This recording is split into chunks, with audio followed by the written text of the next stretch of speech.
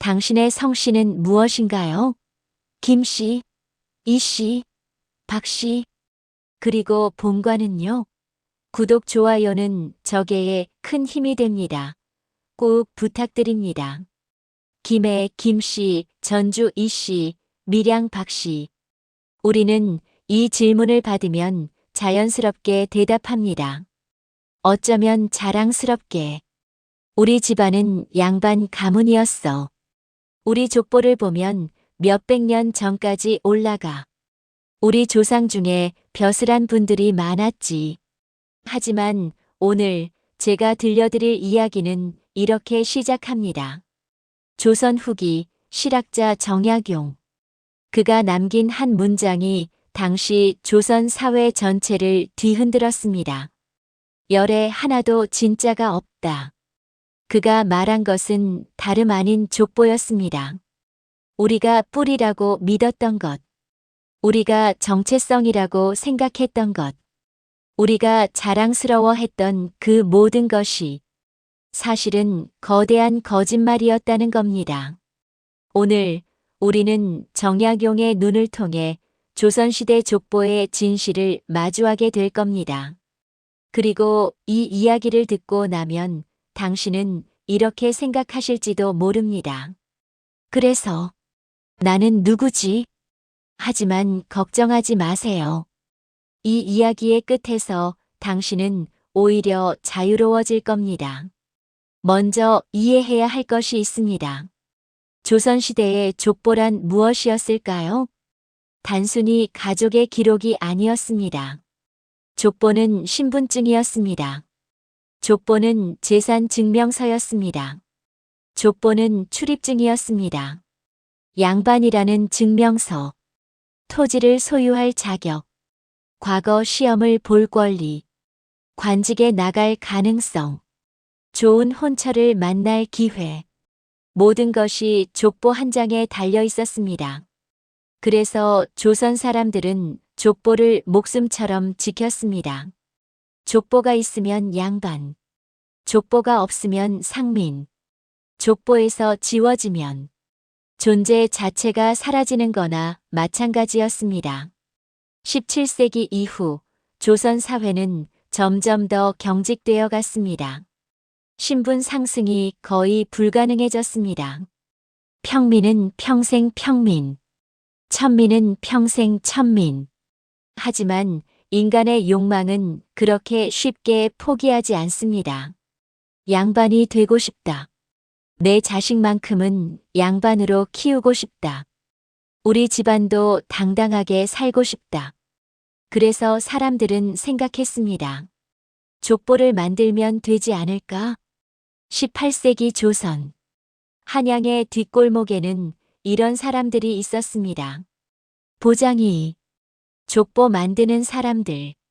그들은 돈만 내면 누구든 양반으로 만들어줬습니다. 어떻게? 간단했습니다. 먼저 멸문한 양반 가문을 찾습니다. 전쟁이나 역병으로 대가 끊긴 집안. 더 이상 확인할 사람이 없는 집안. 그리고 의뢰인에게 말합니다. 당신은 이제 김해 김씨 아무개의 후손입니다. 족보에 이름을 넣습니다. 본관을 붙입니다. 학녀를 만듭니다. 심지어 할아버지, 증조 할아버지까지 꾸며냅니다. 완벽한 가짜 족보의 탄생입니다. 가격은 얼마였을까요? 기록에 따르면 양반 족보 한 자리에 쌀 100석. 당시 중류층 가정의 1년 생활비였습니다. 그런데도 사람들은 줄을 섰습니다. 왜? 투자였으니까요. 족보 하나면 과거 시험 응시 가능. 토지 매매 유리. 좋은 혼처 연결. 자식의 신분 상승. 100석을 내고 평생 양반으로 사는 것. 충분히 남는 장사였습니다. 그리고 이런 일이 조선 전역에서 벌어졌습니다. 정약용은 이렇게 기록했습니다. 지금의 족보 중 열에 하나도 진짜가 없다. 모두 거짓으로 꾸며낸 것이다. 더 충격적인 건 이겁니다. 진짜 양반들도 이 사기극에 동참했다는 사실. 왜? 돈 때문입니다. 1718세기 양반 수는 폭발적으로 늘어났습니다. 하지만 관직 수는 한정되어 있었습니다. 양반인데 벼슬 못하는 사람, 양반인데 가난한 사람, 양반인데 농사 짓는 사람, 이런 양반들을 잔반이라고 불렀습니다.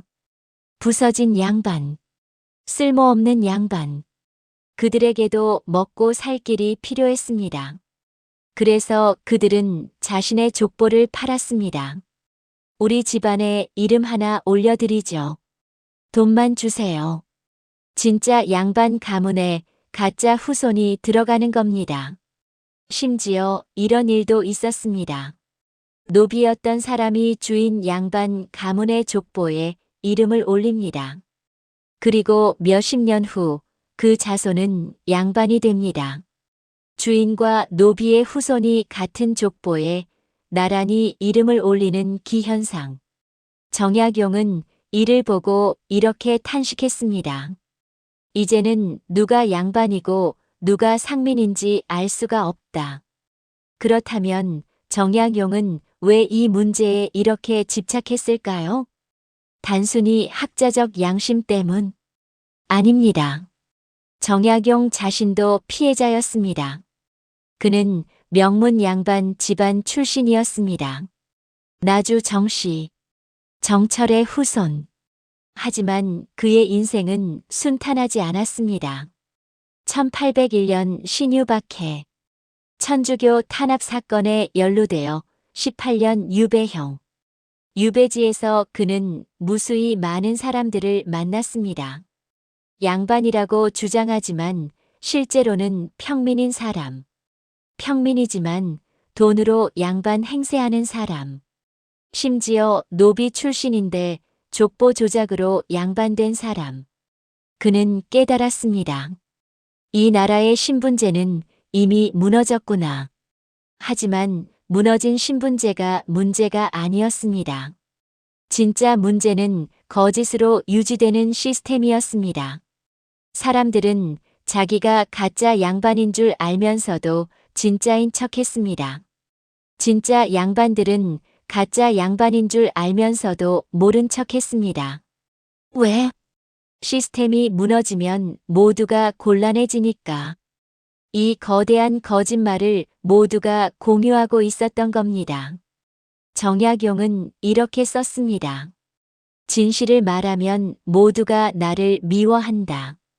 하지만 거짓을 묵인하면 나라가 망한다. 자, 그렇다면 질문입니다. 조선 후기 인구의 몇 퍼센트가 양반이었을까요?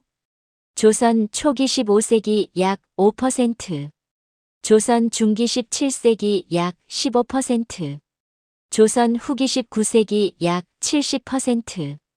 놀랍지 않나요? 500년 만에 양반이 14배 증가했습니다. 인구 증가율보다 훨씬 빠른 속도입니다. 이게 가능할까요? 아니죠. 족보 조작의 결과입니다. 역사학자들은 추정합니다. 19세기 자칭 양반 중 진짜 양반은 10%에서 15%, 나머지 80%에서 90%는 가짜입니다.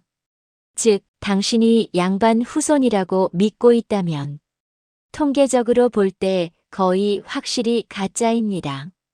정약용이 열에 하나도 진짜가 없다고 한 말이 과장이 아니었던 겁니다. 더 충격적인 건 이겁니다. 진짜 양반도 몰랐습니다. 자기 족보에 누가 진짜고 누가 가짜인지, 몇 대 전부터 섞였는지, 어느 시점부터 조작이 시작됐는지 아무도 몰랐습니다.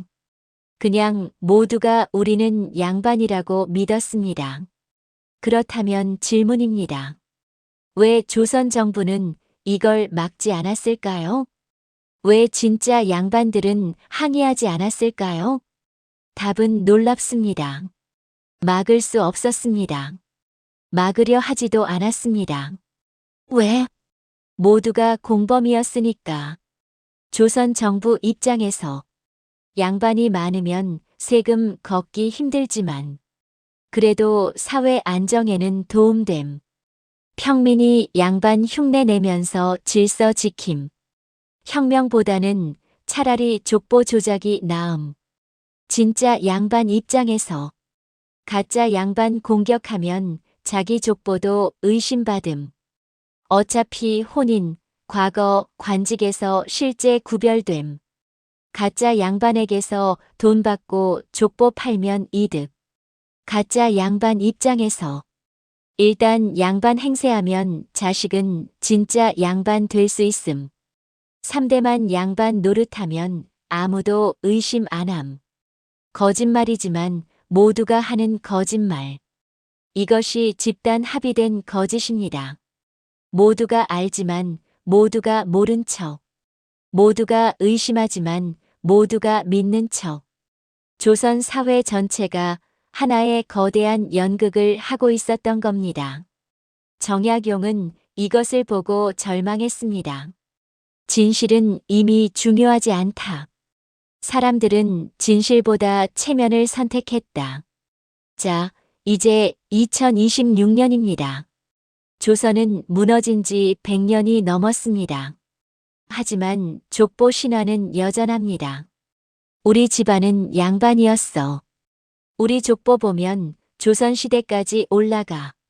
우리 본관은 유서 깊은 곳이야. 이런 말 아직도 듣고 계시죠? 심지어 21세기에도 족보 사업은 번창합니다. 성씨 대동보 발간, 족보 복원 사업, 가문 연구회 모두 돈이 됩니다. 왜? 여전히 사람들이 믿고 싶어 하니까. 나는 특별한 핏줄이야. 내 뿌리는 고귀해. 나는 그냥 평범한 사람이 아니야. 하지만 정약용이 200년 전에 이미 말했습니다. 열에 하나도 진짜가 없다. 통계적으로 볼 때 현재 한국인 중 99%는 평민 또는 천민 후손. 진짜 양반 후손은 1% 미만. 그 1%도 정확히 증명 불가능. 즉, 당신이 김해 김씨든 전주 이씨든 밀양 박씨든 거의 확실히 조작된 족보를 믿고 있는 겁니다. 이 이야기를 듣고 나면 혼란스러울 겁니다. 그럼 나는 누구지? 내 뿌리는 뭐지? 내 정체성은 뭐지? 정약용도 같은 질문을 했습니다. 그리고 그는 이런 답을 찾았습니다. 족보가 아니라 당신의 삶이 당신을 정의한다. 조선시대 사람들은 착각했습니다. 양반이라는 이름이 나를 만든다고. 족보에 적힌 조상이 나의 가치를 결정한다고. 하지만 정약용은 깨달았습니다. 진짜 양반은 족보로 증명되는 게 아니라 행동으로 증명된다고.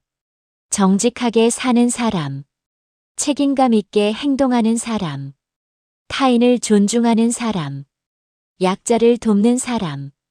그게 진짜 양반이라고. 그리고 그는 이렇게 썼습니다. 가짜 족보를 가진 진짜 군자가 진짜 족보를 가진 가짜 양반보다 낫다. 자, 이제 마지막 질문입니다. 족보가 가짜라는 걸 알았으니 우리는 어떻게 살아야 할까요? 답은 간단합니다. 족보 따위 없이도 당신은 충분히 가치 있습니다. 조선시대 사람들은 족보 없이는 살 수 없었습니다. 족보가 없으면 신분도 재산도 미래도 없었으니까. 하지만 2026년 당신은 다릅니다. 당신의 가치는 어느 가문 출신인가로 결정되지 않습니다. 조상이 누구였는가로 증명되지 않습니다. 족보에 이름이 있는가로 평가되지 않습니다. 당신의 가치는 당신이 어떻게 사는가로 결정됩니다. 당신이 누구를 사랑하는가로 증명됩니다. 당신이 무엇을 선택하는가로 평가됩니다. 정약용이 우리에게 남긴 진짜 메시지는 이겁니다. 가짜 족보에 속지 마라. 진짜 인간으로 살아라.